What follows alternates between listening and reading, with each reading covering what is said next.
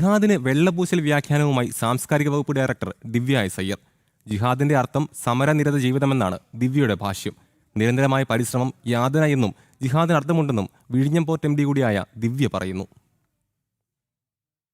ലോകം ഇസ്ലാമിക ജിഹാദിനെതിരെ ആഞ്ഞടിക്കുമ്പോഴാണ് സംസ്ഥാനത്തെ പ്രധാനപ്പെട്ട IAS ഉദ്യോഗസ്ഥന്മാരിൽ ഒരാൾ ജിഹാദിനെ വ്യാഖ്യാനിക്കുന്നത്. ജിഹാദിന്റെ അർത്ഥം സമരനിരത ജീവിതമെന്നാണ് ദിവ്യ എസ് അയ്യർ പറയുന്നത്.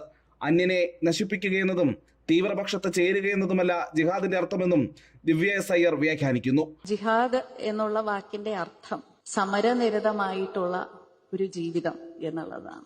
തീവ്രപക്ഷത്തേക്ക് ചേരുക, അണിനിരക്കുക എന്നുള്ളതല്ല ജിഹാദ് എന്ന വാക്കിന്റെ അർത്ഥം. പഹൽഗാമിലും ചെങ്കോട്ടയിലും അടക്കം എണ്ണമില്ലാത്തത്രയും മനുഷ്യരെ കൊന്നൊടുക്കിയ ആശയത്തെയാണ് അർത്ഥതലങ്ങൾ വിശദീകരിച്ച് ദിവ്യ എസ് അയ്യർ കാവ്യാത്മകമായി അവതരിപ്പിക്കുന്നത്.